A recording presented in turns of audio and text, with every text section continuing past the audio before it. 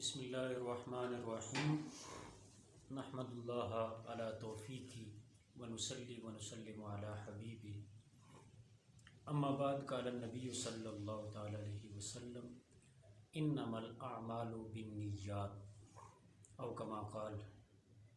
نبی اکرم صلی اللہ تعالی علیہ وسلم کے جمیع فرامین امت کے لیے بہترین رہنمائی کا ذریعہ ہیں۔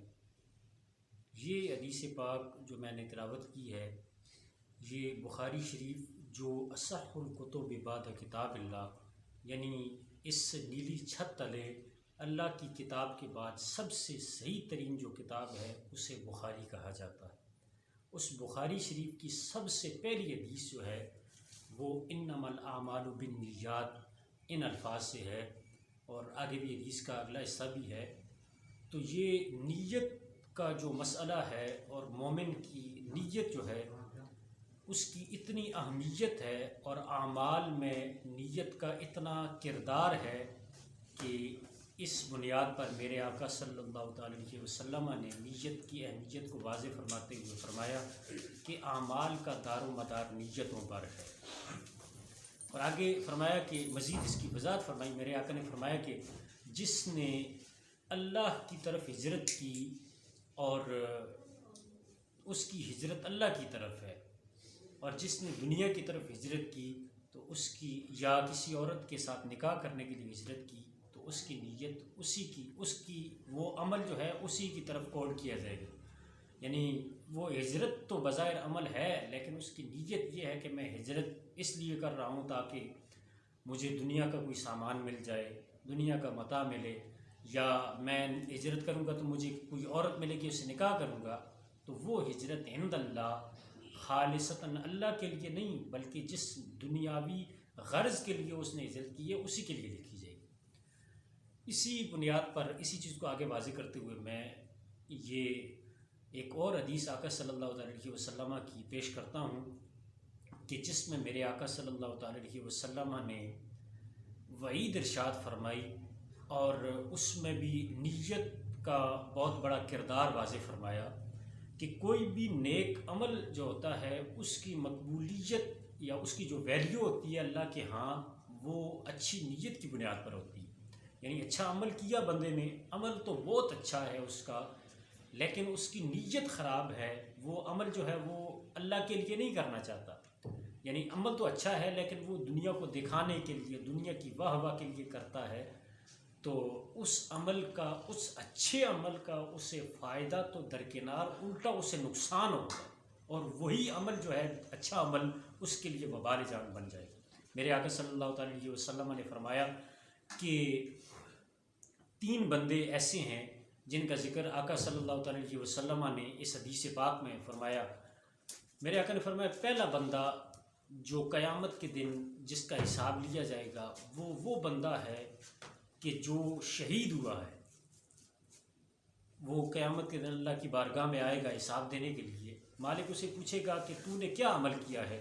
وہ کہے گا مالک میں نے اتنا عمل کیا ہے، میں قاتلت فیک حتی استشہدت، میں تیرے رستے میں جہاد کرتا رہا، قتال کرتا رہا یہاں تک کہ میں شہید ہو گیا، میں نے شہادت حاصل کی ہے، اتنا بڑا عمل کیا ہے۔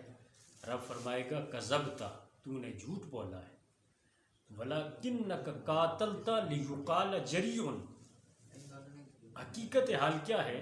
حقیقت یہ ہے کہ تو نے قتال اور جہاد اس لیے کیا ہے تاکہ تجھے بہادر کہا جائے، اس نیت سے تو نے کیا۔ تو فرمایا فَيُقَالُ، تجھے کہا گیا، لوگوں نے تجھے کہا ہے کہ تو بہت بہادر ہے، تو تجھے انعام مل گیا۔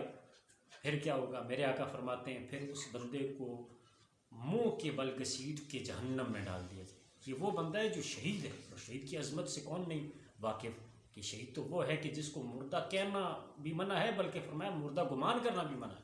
وہ ایسے لوگ ہوتے ہیں کہ جنہیں اللہ کے ہاں وہ زندہ بھی ہوتے ہیں اور رزق بھی ملتا ہے، اتنی عظمت ہے، اور احادیث کا ذخیرہ بھی شہید کی عظمت سے بھرپور ہے۔ لیکن اگر نیت ٹھیک ہو تب یہ عظمتیں ملتی ہیں، اگر نیت میں اخلاص نہیں ہے تو یہی شہید جہنم کا ایندھن بنے گا۔ دوسرا میرے آقا نے فرمایا وہ بندہ ہے کہ جس نے علم حاصل کیا، جس نے قرآن پڑھا، علم حاصل کیا، عالم ہے، اس کو اللہ کی بارگاہ میں لایا جائے گا حساب کے لیے۔ رب فرمائے گا تو نے کیا عمل کیا ہے؟ تو وہ کہے گا مالک میں نے تھوڑا عمل کیا ہے، میں نے علم حاصل کیا ہے، پھر علم حاصل کر کے میں بیٹھ نہیں کیا بلکہ میں نے پڑھایا ہے، میں نے علماء تیار کیے ہیں، میں نے قرأت فیک القرآن، میں نے مالک تیرے لیے قرآن پڑھا ہے۔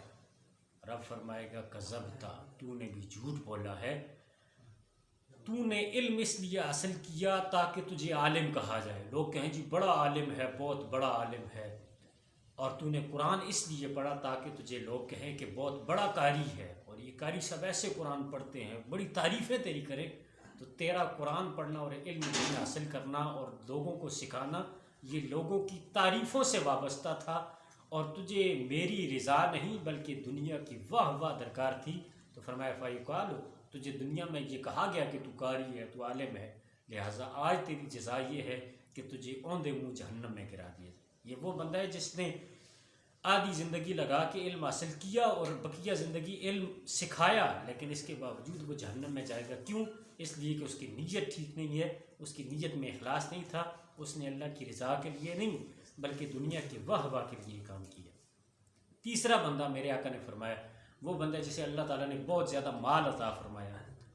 میرے آقا فرماتے اس کو اللہ تعالیٰ کے سامنے جب لایا جائے گا، میرا رب پوچھے گا کہ تو نے کیا عمل کیا؟ وہ کہے گا مالک میں نے تھوڑا عمل کیا ہے، تو نے مجھے جو مال دیا ہے اتنا زیادہ، تو تیری بارگاہ میں کوئی بھی ایسی جگہ کہ جو تیری بارگاہ میں پسندیدہ ہو اس میں خرچ کرنا، تو میں نے اس جگہ میں خرچ کیا، اس مصرف میں خرچ کیا۔